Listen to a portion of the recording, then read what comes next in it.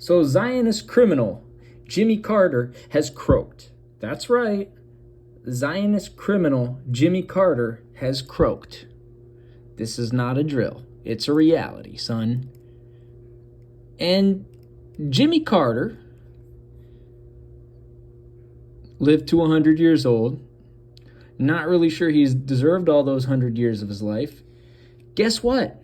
You want to know why Jimmy Carter should have been in prison? Jimmy Carter forced Egypt to normalize the Zionist entity. And so we're going to talk about the Camp David Accords. And look, there's Jimmy Carter with Menachem Begin and Anwar Sadat. So the Camp David Accords were a pair of political agreements signed by Anwar Sadat, Egyptian sellout Anwar Sadat, and Zionist terrorist Menachem Begin on 17 September 1978, following 12 days of secret negotiations at Camp David. The country retreat of the president of the Zionist-controlled United States of America, Maryland. The framework agreements were signed at the White House and were witnessed by Zionist terrorist Jimmy Carter.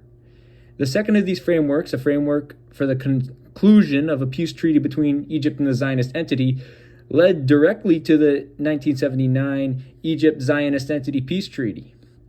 Due to the agreement, Sadat and Begin received and shared the Zionist Nobel Prize in 1978. The first framework, a framework for peace in the Middle East, which dealt with the Palestinian territories, was written without the participation of Palestinians and was condemned by the Jewish Zionist-controlled United Nations.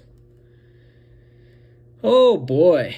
So Carter Initiative. Carter and Secretary of State Cyrus Vance's exploratory meetings gave a basic plan for reinvigorating the settler colonial normalization process based on a Zionist Geneva Peace Conference, and had presented three main objectives: Zionist normalization by Arab countries, and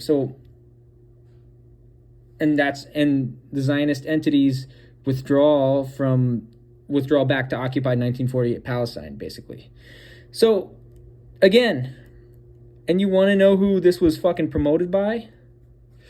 This was promoted by Henry Kissinger.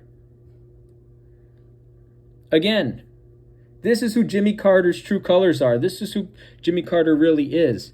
So, and even on the cartercenter.org, the Zionist-controlled cartercenter.org, it says, waging peace, the Camp David Accords, a peace agreement between Egyptian sellout Anwar Sadat and Zionist terrorist Menachem Begin, were important failure of the Carter administration, terrorist Jimmy Carter's dedication to promoting settler colonialism and terrorism in Western Asia and Northern Africa continues today through the work of the Carter Center to monitor election, subvert revolutionary movements, and normalize Zionism. That's basically what they do, son.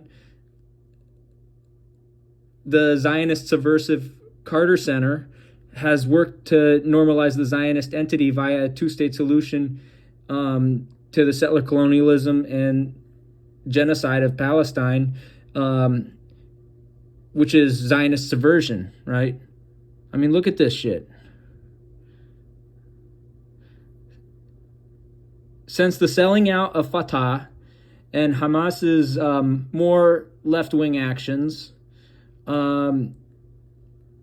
that's been a big focus of the Carter Center. So you can see this, and I'm just translating what his bullshit means in normal people language. You understand?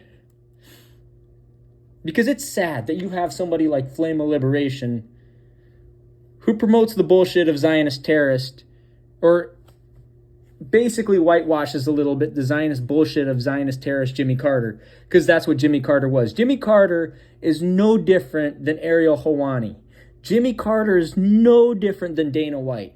No different than that Assyrian cuck, Benil Dariush. And Jimmy Carter was a Zionist terrorist.